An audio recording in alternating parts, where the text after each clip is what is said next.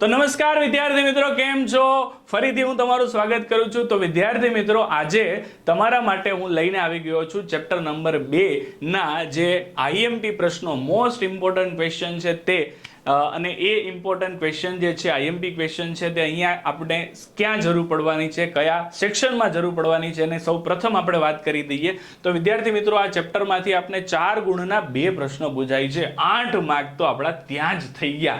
બહુ મોટો ફાયદો છે વિદ્યાર્થી મિત્રો, ખાસ યાદ રાખજો.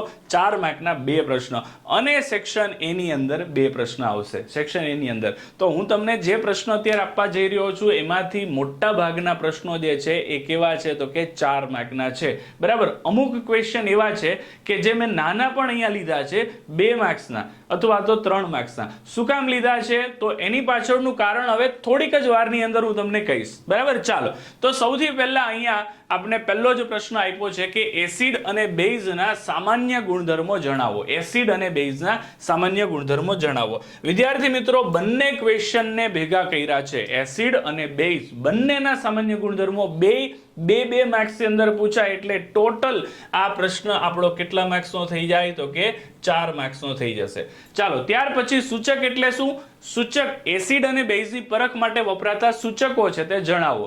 તો આ પ્રશ્ન જે છે એ આપણો 2 માર્ક્સ ની અંદર જ આવી શકે. બરાબર, એટલે આ પ્રશ્ન આપણો કેટલા માર્ક્સ નો થશે? 2 માર્ક્સ નો જ થશે. ચાલો, ત્યાર પછીનો પ્રશ્ન છે દાણાદાર ઝીંકની મંદ H2SO4 સાથેની પ્રક્રિયાથી ઉત્પન્ન થતા H2 વાયુની પરખ કરવાનો આ એક પ્રયોગ છે. આ પ્રયોગ આપણો કેટલા માર્ક્સ નો છે તો કે 4 માર્ક્સ નો છે, જે 4 માર્ક્સ ની અંદર પૂછાય છે. એસિડ અને બેઝના રાસાયણિક ગુણધર્મોની અહીંયા સમજાવટ આપણે કરવાની છે, એટલે કે એની ચર્ચા કરવાની છે. આ રાસાયણિક ગુણધર્મોને ઉદાહરણ સાથે સમજાવવાના હોય છે. એસિડ અને બેઝના રાસાયણિક ગુણધર્મો ઘણા બધા છે. તો અહીંયા આ પ્રશ્ન મેં જે તમને આપ્યો છે એ પ્રશ્ન આ જ રીતે પૂછાય એવું જરૂરી નથી. આની અંદર થોડો ફેરફાર કરી શકે. તમને કોઈ રાસાયણિક ગુણધર્મના નામ આપી દીધા હોય કે આ રાસાયણિક ગુણધર્મ પર્ટિક્યુલર સમજાવો. બરાબર, એટલે આ આખો પ્રશ્ન છે જેની અંદર ઘણા બધી રાસાયણિક પ્રક્રિયાઓ છે, ઘણી બધા રાસાયણિક ગુણધર્મો છે. એ દરેકે દરેક તૈયાર કરવાના, જેની અંદરથી તમને કોઈ પણ રાસાયણિક ગુણધર્મ 2 કોઈ પણ પૂછાઈ શકે છે, જેના તમને કેટલા માર્ક્સ મળી શકે છે તો કે 4 માર્ક્સ છે તે બેઠા મળી શકે છે. તટસ્થીકરણ પ્રક્રિયા એટલે શું? 2 ઉદાહરણ આપો. માત્ર 2 ગુણની અંદર પૂછાતો પ્રશ્ન છે. ત્યાર પછી એસિડિક ઓક્સાઇડ, બેઝિક ઓક્સાઇડ કોને કહેવાય છે? અધાત્વીય અને ધાત્વીય ઓક્સાઇડ કેવા પ્રકારના ઓક્સાઇડ છે? ખરેખર વિદ્યાર્થી મિત્રો, અહીંયા 2 પ્રશ્નો મેં ભેગા કર્યા છે. એસિડિક ઓક્સાઇડ અલગ પ્રશ્ન છે, બેઝિક ઓક્સાઇડ અલગ પ્રશ્ન છે. બેયને ભેગા શું કામ કર્યા છે? કારણ કે 2 ઇક્વેશન 2 માર્ક્સના છે. ભેગા મળીને કેટલા માર્ક્સનો થશે? આ 4 માર્ક્સનો પ્રશ્ન થશે.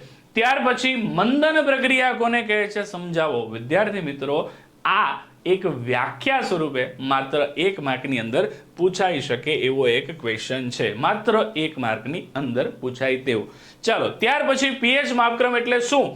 દૈનિક જીવનમાં પીએચ નું મહત્વ સમજાવો. પીએચ માપક્રમ એટલે શું? એક અલગ ક્વેશ્ચન છે.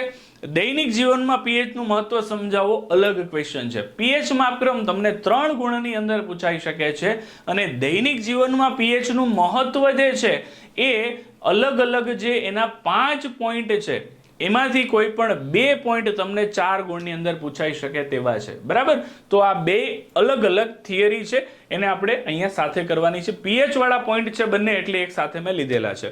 ઓકે, ત્યાર પછી સોડિયમ હાઇડ્રોક્સાઇડની બનાવટ, તેના ઉપયોગો લખો, 4 ગુણ. વિરંજન પાવડર એટલે કે બ્લીચિંગ પાવડરની બનાવટ, તેના ઉપયોગો લખો, 4 ગુણ. બેકિંગ સોડા એટલે કે ખાવાના સોડાની બનાવટ અને તેના ઉપયોગો લખો, 4 ગુણ.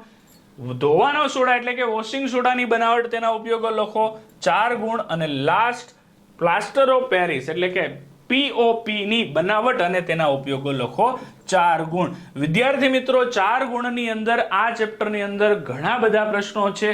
આટલા બધા પ્રશ્નો હોવા પાછળનું કારણ છે એ બહુ સિમ્પલ છે કે આ ચેપ્ટર બહુ જ વધારે વેઇટેજ પણ ધરાવે છે, અને સાથે સાથે 10 માર્કનું વેઇટેજ ધરાવે છે, અને સાથે સાથે 4 ગુણના 2 પ્રશ્ન અહીંયા પૂછવાના છે. ઓકે વિદ્યાર્થી મિત્રો, મેં તમને કીધું હતું કે આની અંદર જો 4 માર્કનો જો પ્રશ્ન પૂછાવાનો છે, 2 માર્કના કે 3 માર્કના પ્રશ્નો નથી પૂછાવાના, તો સર તમે આ 2 માર્ક 3 માર્કના પ્રશ્નો શું કામ અહીંયા સાથે આપ્યા છે? છે. તો વિદ્યાર્થી મિત્રો તમને કહી દઉં કે લાસ્ટ ઘણા બધા સમયથી એટલે કે છેલ્લા 3-4 વર્ષથી જે સેક્શન ડી ના જે પ્રશ્નો પૂછે છે એની અંદર પ્રશ્ન ક્રમાંક આપેલો હોય એની સાથે લાઈક એવું સમજી લો કે અહીંયા 53મો પ્રશ્ન આપ્યો છે, એની અંદર એ એક પ્રશ્ન અને બી એક બીજો પ્રશ્ન આવી રીતે કરીને પણ પૂછાય છે.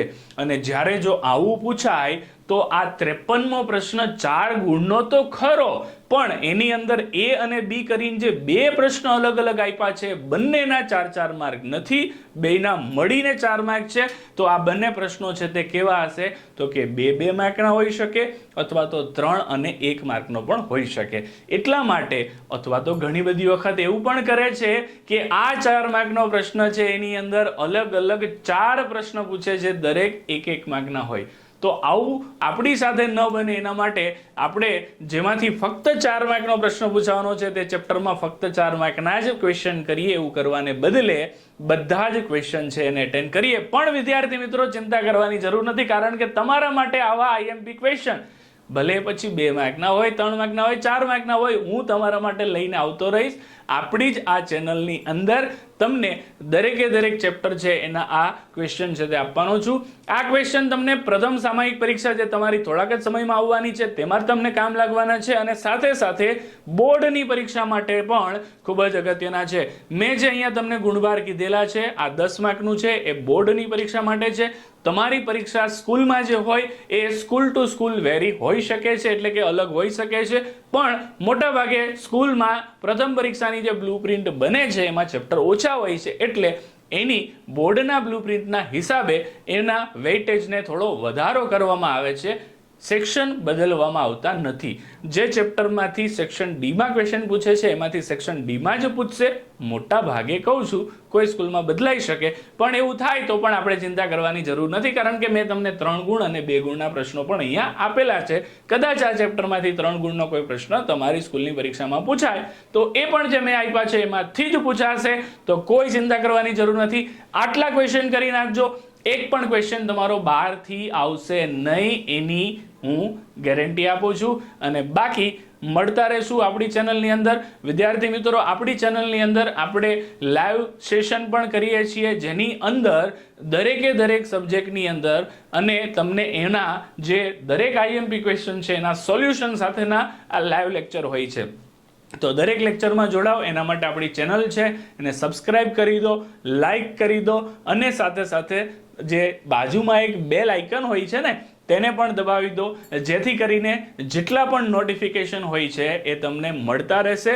એટલે કે નવો સેશન આપણો ક્યારે આવવાનો છે તે પણ તમને મળી જશે. લાઈવ લેક્ચર આવવાનો હશે તો એનું પણ તમને એડવાન્સમાં નોટિફિકેશન મળી જશે, જેથી કરીને તમે કોઈ પણ સેશનને મિસ ન કરો. ચાલો તો વિદ્યાર્થી મિત્રો, ફરીથી પાછા આવા એક નેક્સ્ટ લેક્ચરમાં મળીશું, જેની અંદર હું તમને આનાથી આગળના કેટલાક ચેપ્ટર છે એના પણ આવા અતિ મહત્વના પ્રશ્નો એટલે કે આઈએમપી પ્રશ્નો છે તે હું આપવાનો છું. તો મળીએ નેક્સ્ટ સેશનમાં. ત્યાં સુધી ગુડ બાય, જય હિન્દ, જય ભારત.